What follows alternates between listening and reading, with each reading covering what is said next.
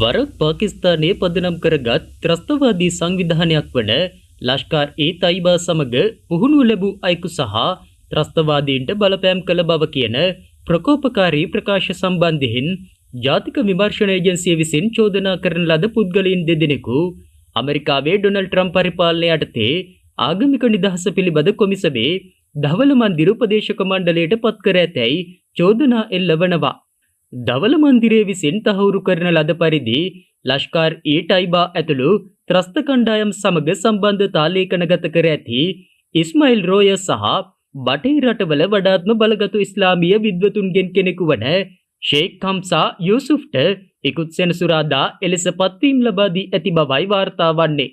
මෙම සිදුවීම ඇමරිකාවේ දේශපාලන ක්‍රියාකාරිනියක වන ලෝරා ලූමර් ඇතුළු අන්ත දක්ෂිණාංශික ක්‍රියාකාරීන්ගේ විවේචනයට තුඩු දී ඇති අතර ඔවුන් මෙම පියවර උමතු සහ පිළිගත නොහැකි ක්‍රියාවක් බවට චෝදනා කළා.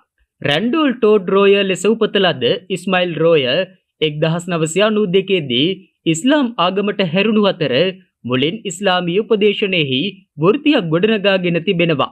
2000 දශකයේ මුල් භාගයේදී ඔහු 2008 මුම්බායි ප්‍රහාරයට වගකිව යුතු නම් කරන ලද ත්‍රස්තවාදී සංවිධානයක් වන ලෂ්කර් ඒ තයිබා සමග පුහුණු වීමට පාකිස්තානයට ගොස් කාශ්මීරයේ සන්නද්ධ ප්‍රහාරවලට සහභාගී වූ බවයි වාර්තා වන්නේ.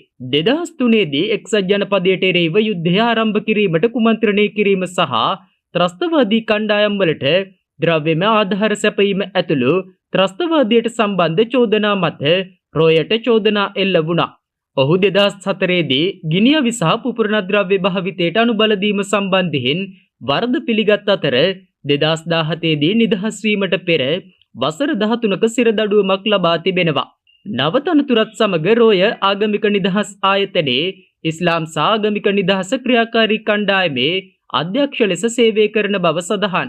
මේ අතර හම්සා යූසුෆ්ට එරෙහිව 2016 දී ජාතික විමර්ශන ඒජන්සිය විසින් චෝදනා පත්‍රයක් ගොනු කර ඇති බවයි වාර්තා වන්නේ.